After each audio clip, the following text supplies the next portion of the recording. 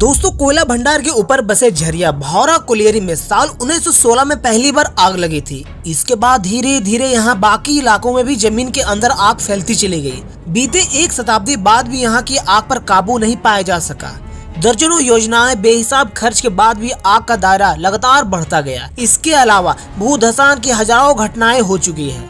आखिरकार केंद्र और राज्य की सरकारों ने माना कि अग्नि प्रभावित और भूधसान वाले इलाके से लोगों को हटाकर दूसरी जगह बसाना एकमात्र उपाय है। इसके लिए केंद्र और राज्य सरकार दोनों ने साझेदारी की। दोस्तों, 11 अगस्त 2009 को लागू हुआ मास्टर प्लान अगस्त 2021 में समाप्त हो गया, लेकिन आग के मुहाने पर बैठी आबादी अब तक स्थानांतर लक्ष्य को पूरा नहीं कर सका। मास्टर प्लान के मुताबिक भूमिगत खदानों में लगने वाली आग पर काबू पाने की कोशिश की जा रही है। इस बीच 12 साल बाद यानी अगस्त 2021 तक अग्नि प्रभावित इलाकों में रहने वाले लोगों के लिए घर बनाकर उन्हें दूसरी जगह शिफ्ट करने का प्लान था। हालांकि ये संभव नहीं हो सका। दोस्तों, आए दिन यहाँ पे भूधसान की संख्या बढ़ती जा रही है। आग के कारण दरारें जमीन पे ऊपर आ गई है। कभी जानवर जमीन के अंदर चले जा रहे हैं तो पूरा परिवार घर के साथ जमीन के अंदर चला जा रहा है।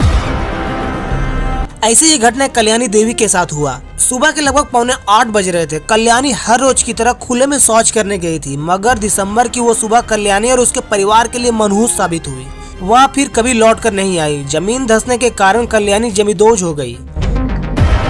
झरिया स्थित कुसुंडा इलाके के बस्ता कोला का यह घटना 2020 में 18 दिसंबर को हुई थी। दोस्तों, कल्याणी के घर पे सरकार के द्वारा जो शौच बनाया गया था वह टूट चुका था। घर से लगभग 200 से 300 मीटर की दूरी पर कल्याणी शौच करने गई थी। वह शौच करके लौट ही रही थी कि जमीन धंसने लगा और कल्याणी उसमें समा गई।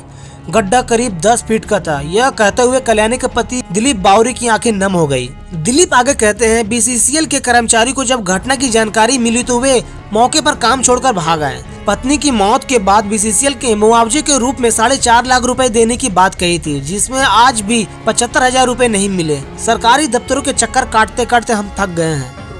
क्या नाम है आपका? दिलीप बावरी।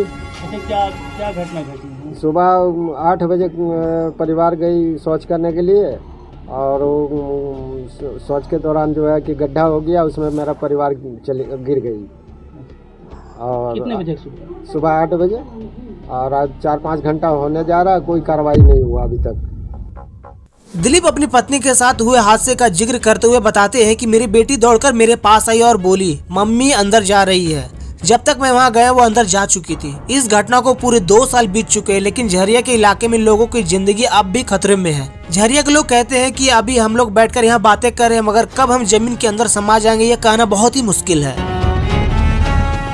पुनर्वास योजना के तहत अभी झरिया और इसके आसपास के इलाके के लोगों को बेलगड़िया में रहने के लिए जगह दी गई और फ्लैट का निर्माण किया गया, लेकिन लोग वहां शिफ्ट नहीं होना चाहते क्योंकि वहां रोजगार के साधन नहीं है। झरिया में कोयला लोगों का आय का मुख्य स्रोत है, जो बेलगड़िया में नहीं है। लोगों का कहना है कि बेलगड़िया में शिक्षा और स्वास्थ्य का भी व्यवस्था नहीं है। रीता देवी जो दिलीप बावरी के घर के पास रहती थी, वो बताती है कि हम साल 2000 से यहाँ रह रहे हैं। यहाँ गर्म हवाएं चलती है, सांस लेने में बेहद परेशानी होती है। यदि हम लोग दरवाजा बंद कर देते हैं तो घर में गैस जमा हो जाती है, जिससे दम घुटने लगता है। हमारा घर फटने लगा है। सरकार हमारे लिए कुछ नहीं कर रही है। यदि हमें अच्छी जगह पुनर्वास योजना के तहत भेजा जाए तो हम जरूर शिफ्ट होंगे। दोस्तों, झरिया का पूरा इलाका कोलफील्ड का है। भारत के आने वाले 70 सालों तक जितने कोयले की जरूरत होगी, झारखंड अकेला उसकी पूर्ति कर सकता है। दोस्तों, आपको मालूम हो कि झारखंड में देश का 29% कोयला पाया जाता है। जियोलॉजिकल सर्वे ऑफ इंडिया की रिपोर्ट के मुताबिक झारखंड में सबसे अधिक 86,000 मिलियन टन कोयले का रिजर्व भंडार है। जमीन के अंदर लगभग 100 सालों से आग धधक रही है और इन्हीं अंगारों के ऊपर बसा हुआ है झरिया। साल 1990 में अंग्रेजों ने झरिया में कोयले की खोज की, जिसके बाद से झरिया और आसपास का इलाका जलता रहा। इसके बावजूद बीसीसीएल और जन प्रतिनिधियों ने शहर को बचाने के लिए कोई ठोस कदम नहीं उठाए।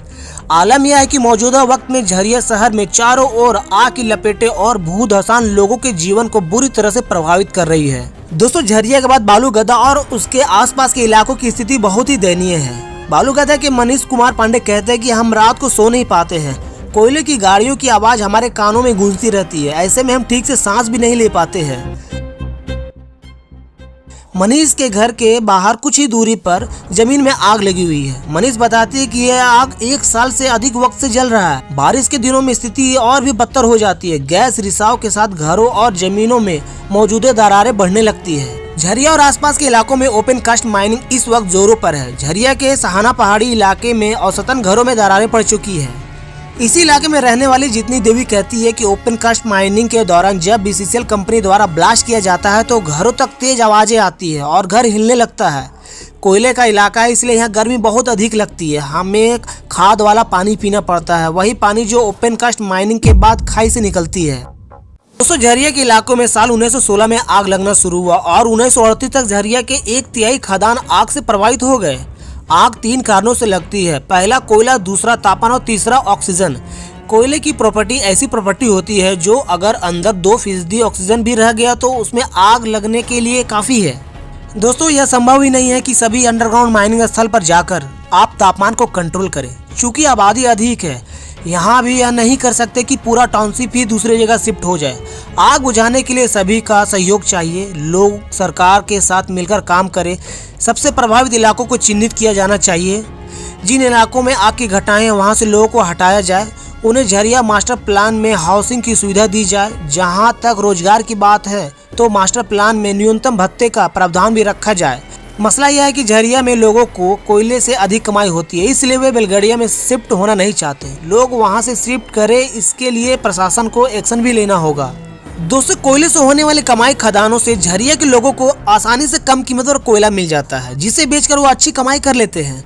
ऐसे में उसके पास रोजगार का दूसरा कोई साधन नहीं है। गैस रिसाव, जमीन फटना और 24 घंटे माइनिंग की तेज आवाजों को झेलने के अलावा उनके पास और कोई विकल्प नहीं है। अब या तो आने वाले वक्त में सरकार और प्रशासन के दबाव में झरिया की एक बड़ी आबादी पुनर्वास योजना के तहत बेलगड़िया शिफ्ट होगी, या फिर बीसीसीएल और झारखंड सरकार को मिलकर झरिया मास्टर प्लान में कोई ठोस समाधान शामिल करना होगा। तो दोस्तों, धनबाद के झरिया में कोयले की आग लगने की घटना के बारे में आप लोगों को जानकारी थी तो जरूर कमेंट करें। और वीडियो कैसा लगा, और वीडियो अच्छा लगा तो वीडियो को लाइक करें, अपने दोस्तों और परिवार को शेयर करें। मिलते हैं अगले वीडियो में। तो जय हिंद, वंदे मातरम।